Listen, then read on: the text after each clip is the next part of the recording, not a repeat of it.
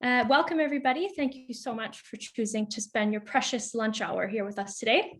My name is Laurisa Dohm, and I'm a master's student from the Science Society program, also currently working as a research assistant in science communication, and I will be your moderator today.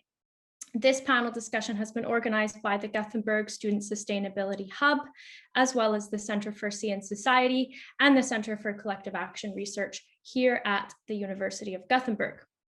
Before we begin, I would like to acknowledge that, of course, there are many opinions and controversies about the Seaspiracy documentary in general.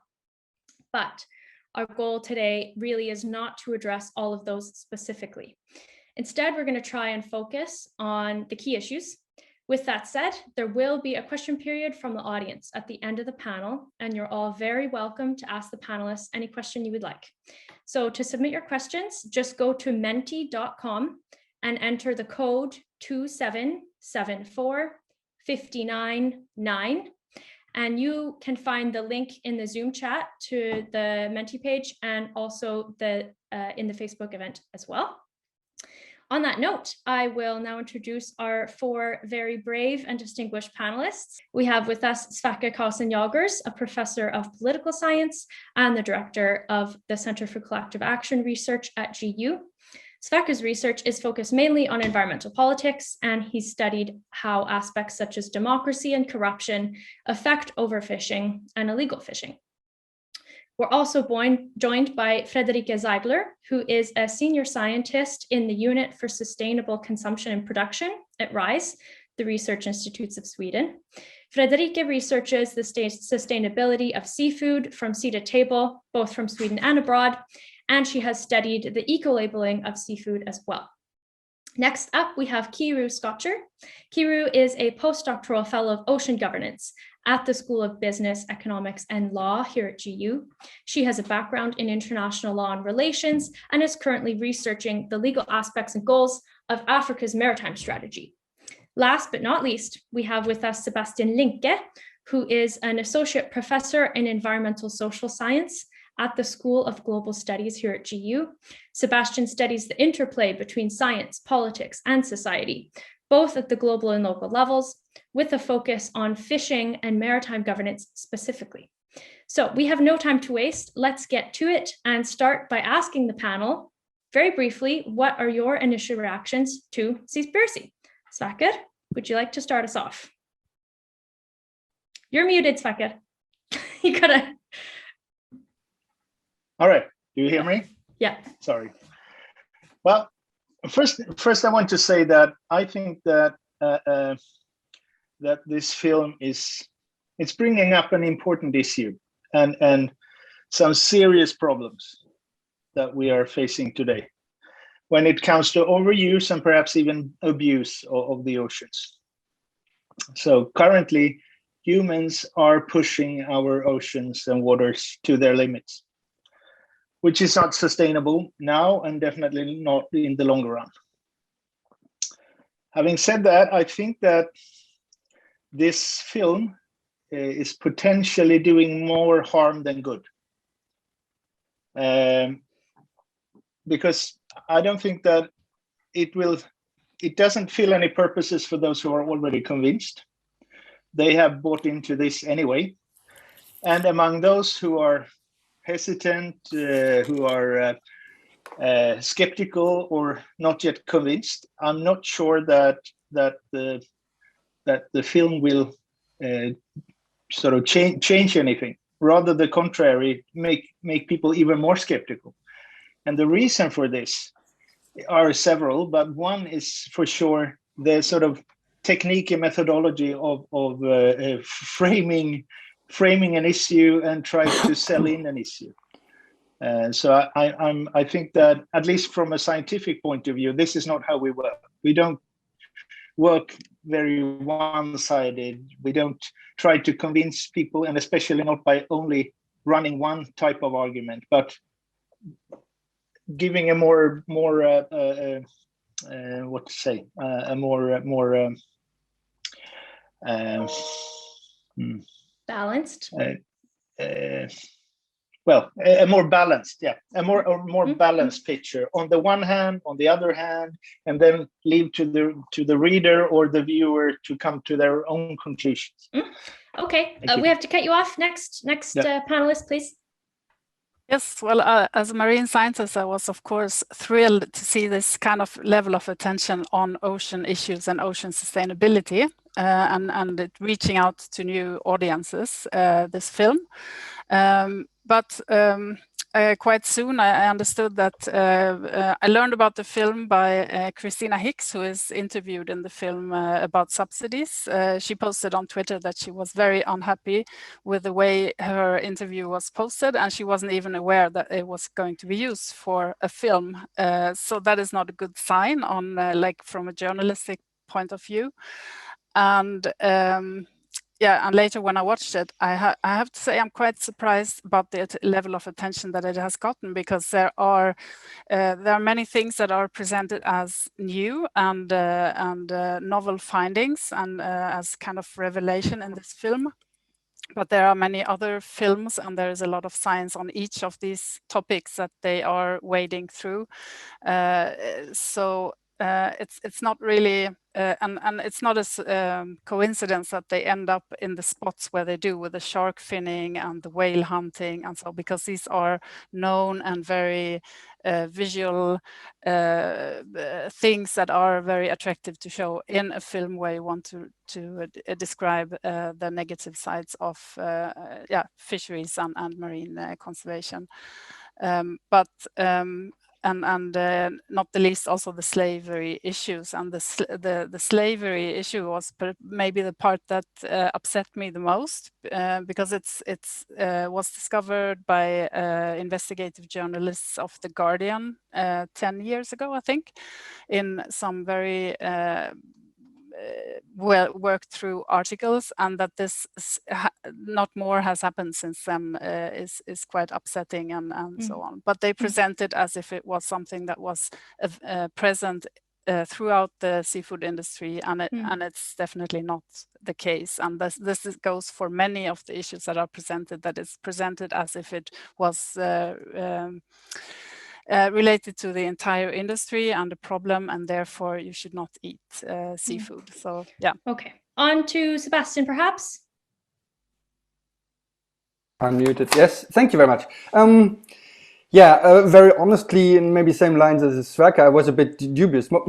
Most probably I wouldn't even watch the documentary itself, because I came over through criticisms that were raised by others and scientists that were interviewed. On your question, Sverker, does it do more harm than good? I'm not sure. I think that's an open question. I would be very interested in studying that as a question, or hear that from the audience that is here. Does it do more harm than good? I don't know. For myself, yes, I agree with you, but I don't know. The general public are not scientists like we. Having said that, I think a very good thing with that is that we are here and discussing these issues. So that, to highlight a good thing with this documentary, that's, I think, very important. And there are, the issues raised are important and huge problems with the ecosystems. And for me, primarily with the ways that they are governed. And that I see, there was a lot of criticism about misrepresenting science, unethical interviews, etc. And what I would raise, I think that has not been raised as much, is that the root causes of sustainable ocean governance are not really addressed. The ways in which the oceans are used and by whom. The instruction from big industries and neoliberal market mechanisms that steer the exploitation of the oceans. Okay. To the devastating consequences that we all know for decades now. And I think that's an important issue to address. Mm-hmm. Next, over to Nkeiru. Get the last say on this question. Yes, I agree that this documentary conveys a commendable sense of urgency in addressing a key problem in our natural world. However, in this urgency, I think there are missed opportunities to engage and link some core concerns that can lead to meaningful change. So to summarize, really, in addition to what my colleagues have added, I think that this documentary simplifies an issue that is sectoral, industrial or small-scale fisheries. It's a really 50-50 split in terms of contributions to the industry. It simplifies an issue that is zonal, within national jurisdiction or outside national jurisdiction. It simplifies an issue that is ecological, and their marine ecosystems are different with regionally unique challenges. It simplifies an issue that is political, which interests and interactions are at play here. So yes, documentary creates attention, which is great, but our oceans at this point deserve meaningful change in all sectors, zones, ecologies, and policies. Thank you. Very nice. Okay, we will now go on to the second question. So Seaspiracy raises a lot of issues, and there's some we might consider more obvious, such as overfished stocks, bycatch, and habitat destruction caused by things like bottom trawling. But the documentary also delves into what I call the more sticky issues, such as illegal, unreported, and unregulated fishing, problems with fish farming, and they even touch on the EU's practice of essentially subsidizing its distant water fleet to compete with local small-scale fishermen and plunder African fisheries. So the film outlines all these reasons why seafood isn't sustainable. But they also argue that even the groups championing sustainability don't want to come out and acknowledge this, because as Captain Paul Watson from Sea Shepherd puts it, it's a feel-good business. Seaspiracy also contends that there isn't really anyone who can define or certify which seafood is sustainable or not, and therefore the consumers couldn't choose sustainable seafood if they wanted to. So I want to ask you all, is there such a thing as sustainable seafood or fish in the European market? Why or why not? And Friederike, you will have the first word on this. Okay, thank you. Well, I agree with, I think all of us mentioned this lack of complexity in the film, that it's very much presented as black and white, it's good or bad, and a lot of things are bad when it comes to seafood. But I think a misconception about certification is that it's some kind of reward for the most sustainable fisheries. It doesn't work that way. It's a set of rules that are a fishery is checked against. Does it comply? Does it not comply?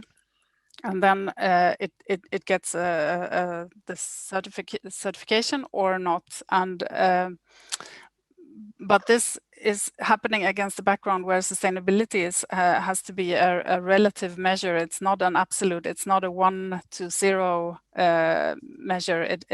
Everything can always be continued to be improved, and regulations can be tightened up further, and so on.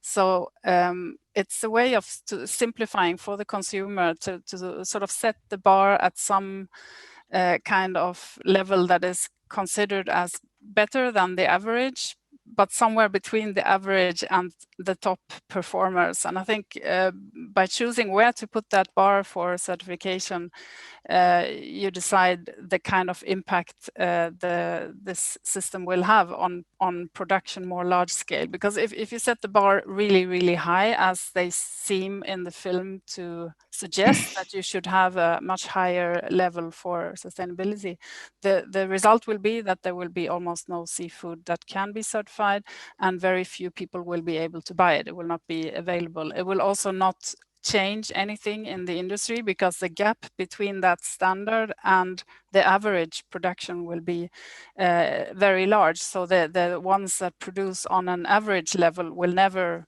feel that they are able to reach that level. So I think science shows that for certification, that if you put the threshold for certification at some distance from the average, it will have this pull effect and improve the average performance of the industry more than if you have a really high standard. But you have to understand it as that. It's not advocating that this is a perfect perfect product, and there are certainly you can have lots of opinions, and all of these certification standards can be improved in terms of what they include, how they work, the process, how they work with stakeholders, how the cost for certification. A lot of these things are problematic, but I think the way they stated in the film that there is no such thing as sustainable seafood, I think that's dangerous, because we do have to try to separate the better from the worse options, because they are definitely there, the bad options, illegal fisheries and so on, the slavery and all of these issues need to be assessed so that producers and consumers can buy better options. Okay, and with that note, I will hand over to you, Sebastian. Okay, thank you. Yeah, first of all, I think it's very hard to define what sustainability means, what the film partly addresses as well, and sustainable seafood and what that should imply. I think, particularly as a social scientist working on these issues, I think we address this logical line in the wrong perspective, that we need thriving ecosystems and the resources governed sustainably, then the economies will automatically thrive, and in the end society will gain and we create societal values. I mean, that's the attempt that has been tried out for the last 50 years or so, and it's not working out very well. And I think we have to address the problems with that, and that ends up in the question, who uses the resource? How is the resource governed, by which mechanism, which I highlighted earlier? And I think that's a governance issue that social scientists need to address, with focus on social justice, legitimacy, and power, and so on. And it's very difficult to make our voice heard on the policy side. That's an issue we will address in the upcoming NEST conference in 3 weeks on a panel there. How can we as social scientists reach policy on these issues? Because there are policies in place taking care of the social issues, like the FAO guidelines for small-scale fisheries, the SDGs, and national policies in Sweden highlighting the importance of coastal fisheries and socioeconomic value of communities, and so on. But in practice, we don't see that happening. So, and just to your IUU issue, I think there has been a lot of progress actually done in Thailand, and the role of the EU with the negotiations between EU and Thailand that the film does not raise. And I think that would be an important issue as well, to put the finger on the role of actors and accountability and responsibility for global seafood, and the role of the EU. I just published a paper on that relationship together with my colleague Alim Katfak, where we have a project that looks specifically on these IUU practices in Thailand and the slavery problems, and the role how the EU tries to interfere there. That is not easily, exactly for the same reason, because the official focus is only on the natural science aspects, let's say, on ecosystem and resource sustainability, and not on human rights and the social dimensions. Nkeiru, you have maybe some words on this. Yes, thank you, Friederike, for the point on certification. I think that's really important. And yes, of course, there is such a thing as sustainable seafood in the EU market. Can we please also remind ourselves that fish is a renewable resource? It can be sustainable if its exploitation is carried out without compromising its renewability and its relationship with the environment at large. The EU, think about sustainability, I like to think about it as a multiple-pronged fork. And of course, the certification aspect, which my colleague talked about, is one aspect of it. But there is direct regulation. So here, the idea is to influence states and consequently fishers' behavior through rules and regulations that are aimed at stopping overfishing and depleting stock. And this is where we have the EU control regulations, the EU IUU fishing regulations, and of course, the external fleet regulations. There are also trade-based measures. So the EU is a major importer, and so it puts forward requirements that states have to consider in order to trade with it. So requiring the catches are traceable from vessel to port, data collection and reporting requirements. This is really where it's force as a market comes into play. But the EU looks beyond regulation and trade towards a full range of marine biodiversity. And so here issues like underwater noise, marine litter, human-induced pollution are addressed under its strategy framework directive. And I think all these prongs need to work well together. And so while some seafood and fish in the EU market is sustainable, not all are. But more needs to be done, yes. Member states need to step up their game and take the lead and have more ambitious and proactive measures in place. But the EU can only go so far. Its collective effectiveness depends on its member states working together. And so this is why it's not so simple to point to a thing and say that's sustainable and that's sustainability. It's a multiple pronged issue that needs to be addressed as such. And I happen to know Sverker has a lot of knowledge on this keyword collective. So maybe he's going to jump in here on that aspect. Well, I'm not sure I will, because I think that previous speakers have said basically most of what is needed to be said here, and not the least emphasizing the complexity of the sustainability concept. The fact that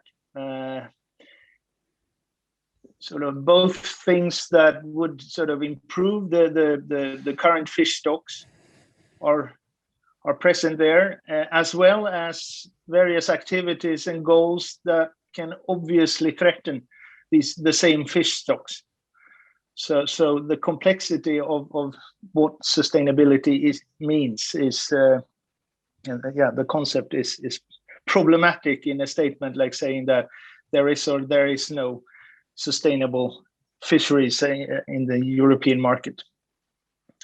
Having said that, I mean, there are obvious problems with much of the fisheries conducted within the EU waters, as well as EU fishing fleets outside the fishing borders or our fishing areas.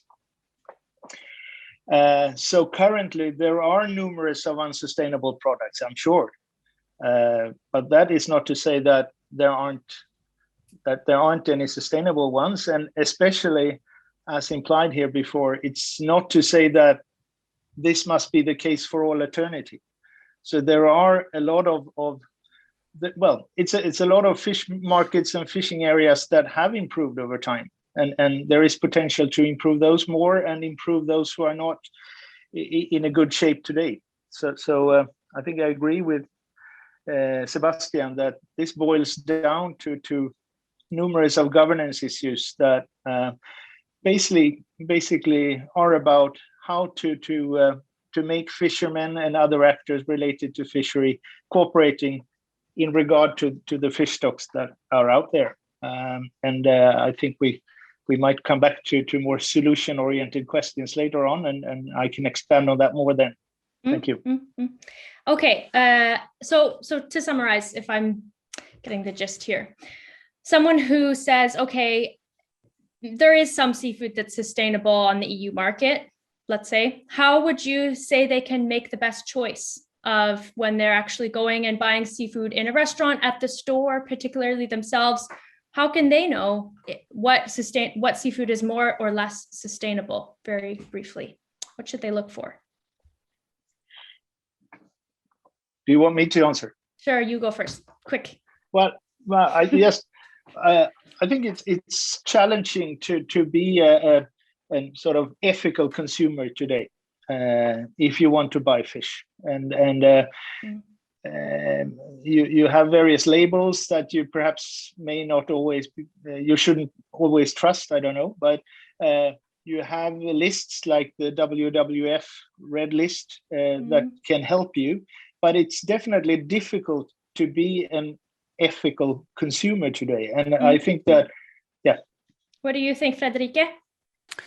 I agree that it's difficult if you're supposed to keep track of everything, and that's what the consumer guides and certification systems attempt to do, like simplifying all of that information to a consumer. And I think we have to be able to trust that. And if it doesn't work in one case or the other, then we have to improve the system, either the standard or the third party process for approving or whatever, but and I'm quite I was supposed to be short, so I'll stop there.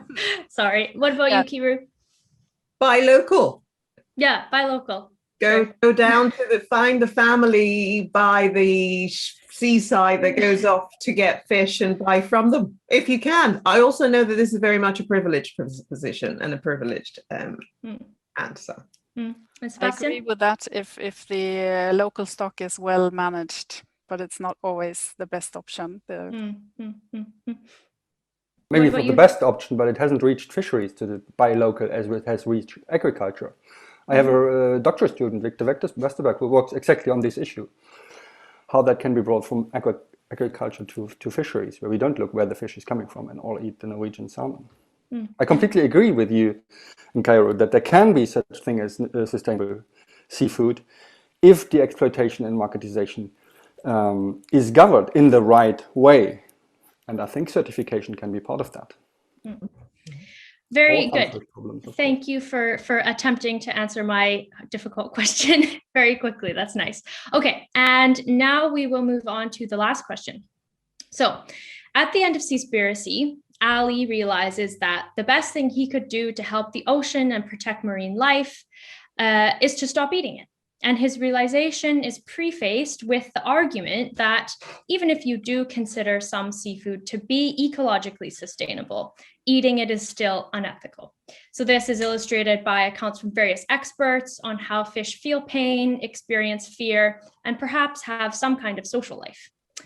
Aside from these arguments, the documentary also calls fish farming wild fishing in disguise, since farmed fish are largely being fed with wild-caught fish. So the documentary's main solution, veganism, it can be argued from different angles, but here it really boils down to, if overfishing is the biggest problem for the ocean, then the solution is to stop supporting it. And thus, my last question is, what solutions do you see for addressing the main problems raised in Seaspiracy? Nkeiru, I will give you the first word on this. Right. As someone who doesn't eat fish, I feel like, but I must state this, it's just it's for personal and taste reasons and others, but I think it's simply not possible for vast amounts of people to adopt veganism as an option.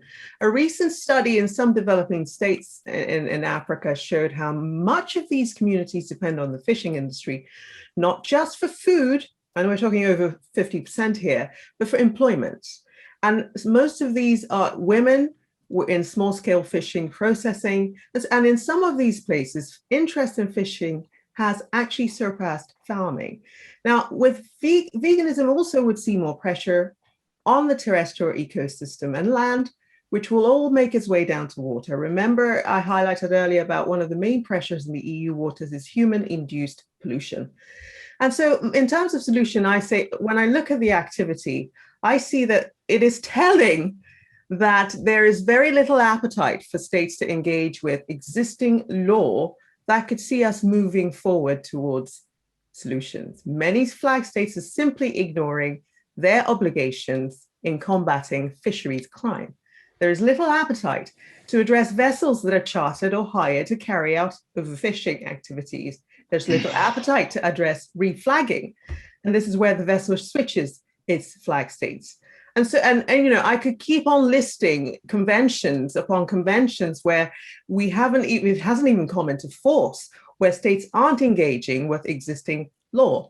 Now, in terms of solutions, some suggest more monitoring, control, and surveillance, and also adding more capacity for states that are developing. Some suggest utilizing existing management schemes that are happening on the ground in developing states. I can think of very good examples in the Seychelles and Madagascar where local people are actively involved in conservation program. But we have, at a fundamental level, I'm afraid, a failure by states to treat this as a global problem. There are key principles in international law that means that states, coastal, flag, port, can address this problem and can be held to account, but the will to do so is lacking. And we risk this continued circling around the periphery of our overall duty, which is to protect and preserve the marine environment. So solution is multifaceted, but we need political will. Yeah, good point. Okay, on to you, Friederike. Thanks. Yeah, where to start with that question? I'll start with aquaculture, because the way it's treated in this film, it shows salmon aquaculture, which is less than 10% of global aquaculture. They deliberately don't mention, for example, seaweed aquaculture and mussel aquaculture, which actually represents the main part of global aquaculture is seaweed, bivalves, and freshwater fish.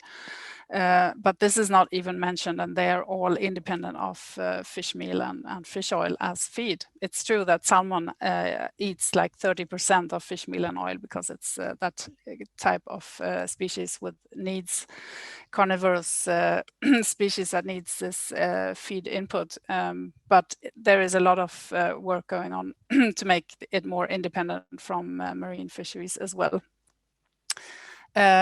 But yeah, so that seems like a deliberate exclusion, because it didn't fit into the agenda of showing that aquaculture and seafood is really bad. And then I couldn't agree more with, I think all of you have said this, the issue that of governance and political leadership. And that would be my solution, that the authorities that are responsible for managing our marine and fisheries resources, that they should take that role and take that responsibility and do that. And we often have a way of looking at other countries and blaming them and think we are doing much better, but we're not doing that much better in Sweden. If you look at our own fish stocks, that's why I was a bit skeptical to recommending the local fish is not always, if the stock is not well managed, it's not a good idea. But it is, of course, basic to reach that point that we can eat local fish and that fish is the most sustainable. That would be the goal, I think. What about you, Sebastian? Yes. Of course, it's a multifaceted and difficult question, perhaps, but I think I would like to boil it down to a very simple solution. Give the fish back to the people that it belonged to. That is the coastal fishermen and their communities, both in the global north and in the global south. And I don't think that this sort of solves immediately all the problems, but I think it entails a promise, an alternative to current economic market-based mechanisms, as I highlighted before, that are unsustainable or show unsustainability. So I think that promises better ways to address social issues of fisheries governance, and there are an increasing number of studies now showing that addressing social issues, for example, in community-based fisheries management, that have a spillover effect and a positive effect on ecological sustainability. So if that means if you leave the fish to the locals, they will take care of the resource in a better way. Maybe a very sort of easy sort of thought, and yeah, I think that's an important issue. I also agree with you, Friederike, that I think we don't need to go to Japan or Thailand or Southeast Asia to find these problems and address these problems. We find exactly these problems in our own backyard. For some of you, it might be the front yard on the eastern Baltic, the Baltic coast of Sweden, where fish resources have been depleted, mostly by heavy and big industry fishing, and who suffers is coastal fishermen and their communities when the fish has disappeared. So this, I think, is the most important problem that we need to address here in Sweden, in Sea and Society, perhaps. There's been a number of interesting articles, debate articles in the Dagens Nyheter, for example. Just recently I saw an article from Henrik Svedeng and other natural scientists addressing this problem, that the big pelagic industry has fished down the herring stock in the coastal waters, and coastal fishermen have highlighted this problem for a long time. The article is entitled Värna kustmiljön inte storskalig fiskeindustri. And I could completely subscribe with what they say, but I would add the community perspective, because they say it for the coastal ecosystems, but who suffers is the coastal fishermen and their communities. I think that's important to highlight. They are empowered and disempowered and are not having the influence that they should have, in my opinion. Thanks. Thank you, Sebastian. On to you, Sverker. Well, since no one is really problematizing the conclusion in the movie or the film, let me be theoretical for just a second. I can't help doing that. I think it's important to distinguish, or to have two dimensions going on at the same time. On the first hand, I think it's important to distinguish whether nature has an intrinsic value, or sort of a value in itself, a bioethical perspective on this, or if nature, and in this case oceans and life in oceans, has value for humans or not, anthropocentrism. And also I think it's important to distinguish between doing bad things and doing things in a bad way. Now, if you're guided by a biocentric yardstick,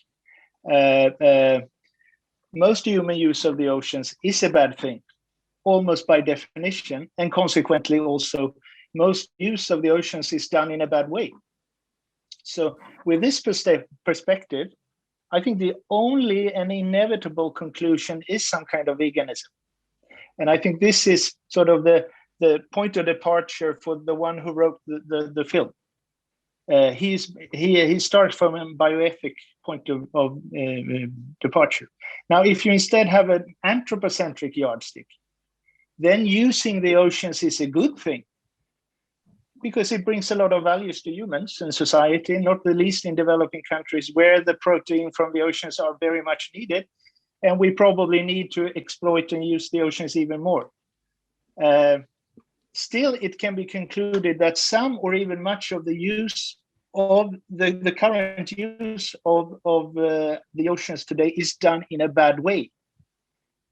And the solution to that problem, I don't think, is necessarily veganism, but it's more a different way of using the resources to be found in the oceans, and to do that in a sustainable way. And then you come to these various solutions or regulations, new policy instruments, and so forth. And I totally agree that unless these regulations are complied with, i.e. that they are properly monitored and surveilled, those who use the resources, it's pointless. I would therefore like to introduce a more innovative perspective on this. So, well, first of all bloody subsidies in the world on fuels and so forth should be removed immediately. And then the actual costs of the damage that we cause the oceans today should be reflected in the price. So that should not be directed necessarily to the fishermen, like most regulations are today, but to the consumers as well. So I would like to introduce a tuna tax, a very high tuna tax, or a crayfish tax, or whatever species we are concerned with.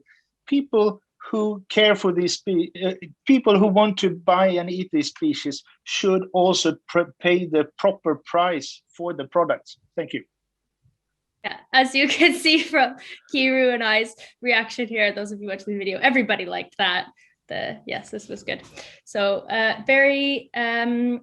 yes, good solutions. Anything more anyone wants to add here before we move on to audience questions? And audience, I remind you now, the number for the Menti questions is, let me scroll up, 2774599. So you can put your questions in there. Of course, we have many in already. Friederike, I saw you raise your hand. Yeah, I was just thinking that the tax maybe should be concerning all food, that maybe all food is too cheap and doesn't pay its environmental impacts. I mean, if we don't eat seafood, we will eat either vegetables or more meat or something else that will cause other impacts, and maybe we just pay too little for that. Or we would have a more balanced diet at least. Yeah, Sebastian? And yeah, I then mean, Nkeiru. just on the veganism sort of critique or as a proposed solution. I mean, has been raised in the critiques that this is a very hegemonical perspective, that when I think 3.2 billion people in the world depend on fish for protein sources in the global south mainly. Of course, we can stop eating fish, but they can't. So this is a very global north post-colonial perspective, I would say. Yeah, this is how, of course, we view the proposition of veganism in this film. I have seen debate in the public arena about who are they targeting that veganism message to, and I guess we should ask the filmmaker directly. Ali, are you there? Just kidding. Nkeiru. Just a little one. When we talked about tax, and I automatically thought of my South Pacific Island states that are very dear to my heart. 70% of the world tuna, if not more, comes from these states' waters, and taxing it could really decimate their economy, because most of their GDP is from there. So I, like Friederike says, tax everything. So these states really truly benefit from their resources, but we're not also just wiping out everything. Mm-hmm. Okay, we will move on to questions from the audience. I have one here, which is quite good. It appears that the panelists generally agree that the issues raised in the film are well known, or generally well known. I would like to challenge you. In what circles are you referring to for the issues to be well known? Are you really looking broad enough? So we may think that these issues are common sense, and perhaps the public's shock of finding these things out is an indication that this is not true. What do you think of this, Sebastian? Yeah, maybe that refers me to what I said earlier. It would be very interesting to ask this audience here, and this is not representative either of the general public. So it's important, and I think that also raises a very interesting question on what is this media outlet about? Was it reaching its objective, this documentary? What is it actually aiming for? Is it aiming for that Gothenburg scientists discuss it here, or what is it aiming for? And sort of the huge success was very stunning for me, and also a bit disturbing, and seeing, wow, is it maybe, and I raised the question, is it maybe these kinds of media outlets from Netflix documentaries that we will see in the future, instead of more properly researched documentaries? Like, for example, there was this Baltic Media project from Volker Rydén and others that have followed problems in the Baltic Sea, that I already found quite tendentious and sensational, but it was much more closer to science. And I think that's important. It is a credibility issue for science. And I think that's important, that the critique is raised in scientific circles everywhere. Can I add something? Go ahead. And this is from my personal experience, so I don't want to add it as a researcher. I think that the whole story of traceability of food has been around for quite a while. And people have been talking about tracing food, making sure it's all local. You talked about this in the agriculture and farming sector. This was a thing. Is that not the case? Like, generally, there's been a whole debate about traceability. I certainly feel that my decision personally to, the last time I had fish was, I can't remember, a few decades ago, off a Shetland archipelago by a local fisherman who said he just caught it that day. And I said, fine, I'll have some. But that was it. But that was because I thought, well, at least I know where he is and where he's got it from. And I know and he's talked to me about the industry and what he does for a living.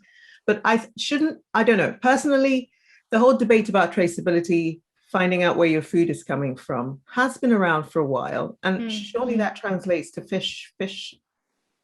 So you think that because this notion is around, that the public is somewhat informed about the issues of where their food comes from? Exactly. Yeah, sure. This is one point of looking at it. Other comments, or shall we take the next question? Friederike? I can just add it, because I said that the issues were well known, and I'm referring to previous documentaries, maybe on a single of those issues, or maybe they grasped like 2 or 3 of these issues with ocean plastic and overfishing and so on. But I think the difference is that this one presented, like, really did has a very long list of topics that it brings up, and it just puts them together in a way that maybe hasn't been seen before. And I think that it has reached out to new groups, but that it was also available for the general public before, but not maybe not as widely. Sverker, anything? No, I think it's a very important reflection that perhaps not everyone in the general public is equally aware about the problem as we in the panel, but also probably most of the audience here today, and to think about how the general public opinion should be developed and affected in this matter is an important topic for sure. Okay. Can I briefly add something? Sure, I think this is a very important subject also for media studies and science communication. Yeah. How can we sort of guide the general public in interpreting scientific results? And the movie, for example, highlighted this Boris Worm publication in 2006 that the fish will disappear in 2048. Which is a complete misrepresentation. It's tremendously interesting to look into this controversy that was raised by this publication between Boris Worm and Ray Herborn. I actually used that in my teaching as an example of the difficulties to interpret scientific results. So I think this is the crucial issue, actually, where the film can be sort of asked, does it do more harm than good, and what can we do better also, and who? So who should interpret the scientific? Who should interpret the scientific results for the public, and how then should it be when it's scientists themselves feuding? I mean, this is a common issue that we see scientists in the media often contradicting each other, and of course, there's plenty of research papers that end up being retracted down the road, and so on. And how should we solve that problem then? Yeah, that's I think an important issue, and Georges Monbiot, who was from the Guardian and portrayed in this movie a lot, and I think he hasn't critiqued it or distanced from it afterwards. I thought I had a good opinion about him before that, and I think it's a very dubious role that he plays in this controversy, and also afterwards. Because he said that, this is a big issue, and why does the BBC or big broadcasting corporation not jump on that? And that's why he got involved. He says he got involved in this documentary. So of course, this is again a political issue coupled to the media. Okay, I have another good question here from the audience. So it's been said today, leave the fish to the locals or buy local. This means that the majority of vegans or of Europeans should go vegan. Does the documentary not promote exactly that? So, of course, given that Europe is such a huge importer of seafood, I believe the largest single market, if you see it like that, importer of seafood, is that not the consequence of that there's not enough fish left in EU waters to feed all of us Europeans? There are also very strong plans to increase aquaculture in Europe and to expand this sector from where it is on a very small level internationally. So I think it's, there can be many different forms of seafood. So I think that's doesn't exclude local consumption.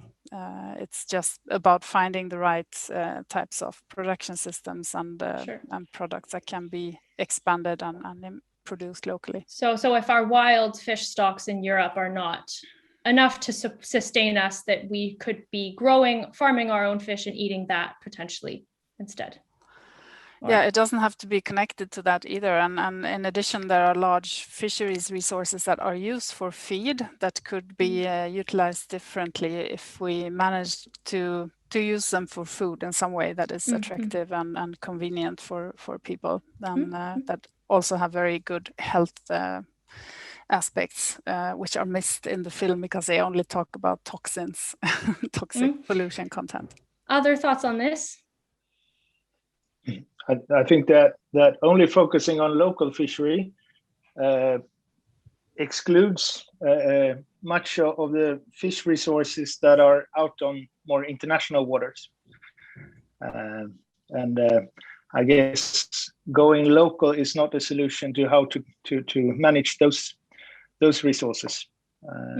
Otherwise, I generally think that I mean, compared to land, the ocean has so much potential when it comes to feeding people, if dealt with in a proper and sustainable way. And I think that much of the research and now test stations for new types of aquaculture is could be a way forward. Okay, we have just a few seconds left. Anything very quick to add to this question? Just in response to Sverker, I agree. Of course, there are also big issues that need to be addressed. But what we see happening currently is that local small-scale fisheries are the least, or the most disempowered, and have least influence, and are suffering most from the unsustainable way that fisheries are governed. Okay, so we will leave that at the last word on that. We have final question as a kind of segue here. Will you be continuing this conversation further? I think this is just the beginning of an even deeper conversation. So, what do we say? I don't know, maybe we're gonna see some more opinions out of here. Anyways. Yeah, I think that's very important that we continue this, and I'm very thankful for this initiative, that you took this initiative. And I think, as I said, we can haul it home sort of to issues that are not need to address in Sweden or in the global north. Very good. So on this note, I will say that this has been recorded and will be posted shortly on the GU web pages, the respective Facebook pages. So if you are in on the Facebook event, keep an eye out for that. And thank you everybody so much for joining us today, all the audience members, and especially to the panelists for being so good with time and also so brave to come out and give your professional opinions on this. So we hope that hopefully the panel has answered at least some of the audience's questions, maybe brought some more clarity to the issues. And everybody have a very nice week.